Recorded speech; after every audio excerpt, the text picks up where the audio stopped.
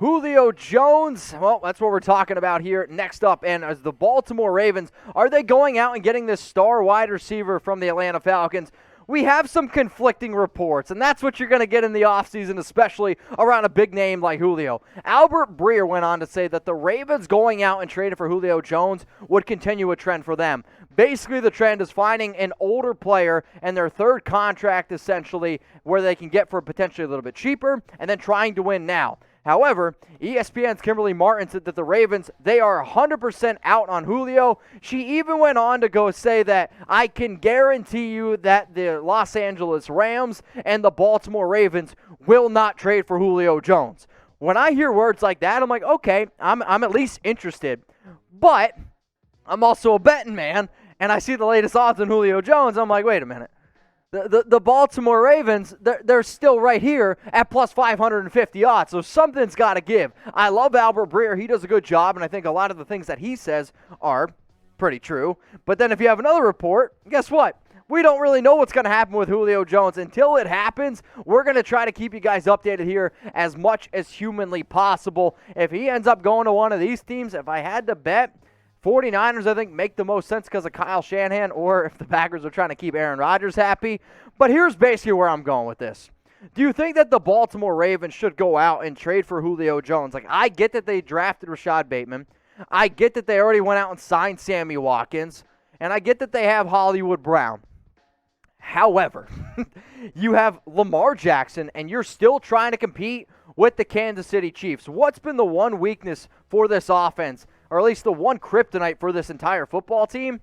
It's been the Chiefs, and if they really want to be able to compete with them, maybe you go out and make a move for Julio Jones, so type Y for yes or type N for no. If I'm Baltimore, of course I'm going to try to do it, right? I'm going to try to build around Lamar Jackson even more because he has an MVP caliber type season.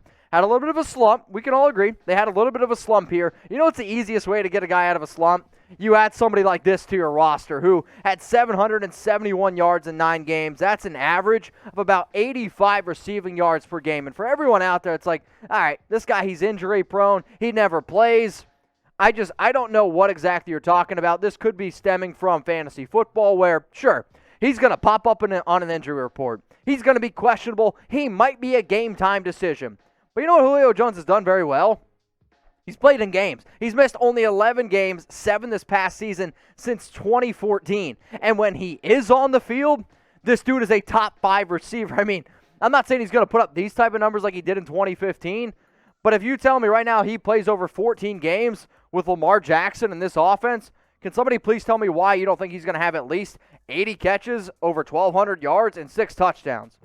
Seriously, please let me know. The other reason why I would go ahead and do this, because the money-wise, it actually makes a lot of sense for a lot of teams. Now, sure, paying a receiver at this age $15 million, you're like, well. But if you can tell me that he's healthy and all the medical stuff checks out, you're going to pay Julio Jones about $12.5 million over the next 3 years? I mean, that's an absolute steal. I mean, if he doesn't get traded, he's making $22 million. But because he does get traded, Atlanta has to end up eating some of that contract. So for everyone out there, especially you Ravens fans, I'm curious what you guys have to say about this wide receiver depth chart if it were to have Julio Jones. So you'd have Julio as your number 1. You'd have Hollywood Brown as your number 2. Sammy Watkins as 3. Maybe Rashad Bateman at 4. All I'm saying is this. Good luck trying to defend that. And the guy that's also not even on screen right now, Mark Andrews.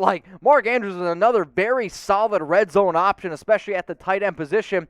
And this team still might be run first with J.K. Dobbins and Lamar Jackson. If you are really trying to compete with teams like the Chiefs, and you're trying to take that next step, and arguably the best division in the entire AFC, I mean, the AFC North is legit. Browns, Steelers, Ravens, all playoff caliber teams. Sorry, Bengals.